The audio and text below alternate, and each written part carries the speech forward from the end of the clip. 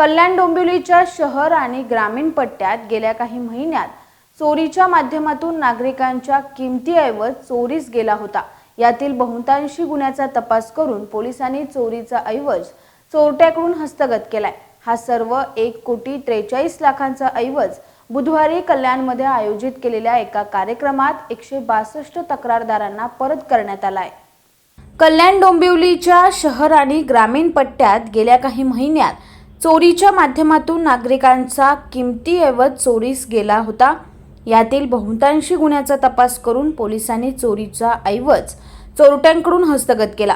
हा सर्व 1,43,00,000 ऐवज बुधवारी कल्याणमध्ये आयोजित केलेल्या एका कार्यक्रमात 162 तक्रारदारांना परत करण्यात आलाय। कल्याणच्या कृषी उत्पन्न बाजार समितीजवळील साईनंद सभागृहात हा कार्यक्रम आयोजित करण्यात आला होता। या कार्यक्रमाला सहपोलीस आयुक्त doctor Dnyaneshwar Chavan, upper police आयुक्त संजय जाधव, पोलीस उपायुक्त अतुल झेंडे, सहाय्यक पोलीस आयुक्त कल्याणजी घेटे उपस्थित होते।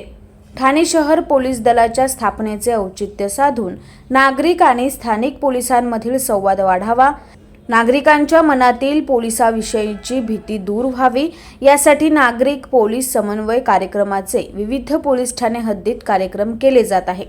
चोरीस गेलेला माल परत मिळाल्याने उपस्थित तक्रारदार नागरिकांनी आनंद व्यक्त केला।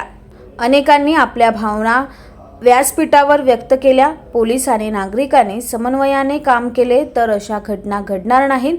त्यामुळे नागरिकांनी पोलिसांविषयी कोणतीही भीती न बाळगता आपल्या घर परिसरात काही गैरकृत्य अन्य काही घटना घडत असतील तर त्यांची माहिती तातडीने पोलिसांना द्यावी असे आवाहन उपायुक्त अतुल झेंडे यांनी नागरिकांना केले आहे।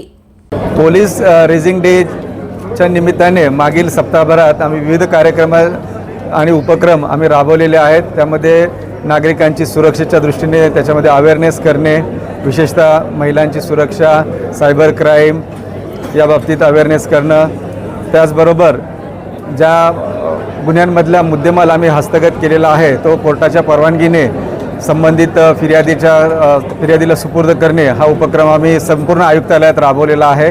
कालच जवळपास 6 कोटीचा मुद्देमाल माननीय CP साहेबांच्या हस्ते आम्ही संबंधित फिर्यादींना सुपूर्द केलेला आहे। आजही परिमंडळ 3 मधील 1.5 कोटीच्या आसपासचा ऐवज आम्ही सर्व फिर्यादींना त्यात सुपूर्द केलेला आहे।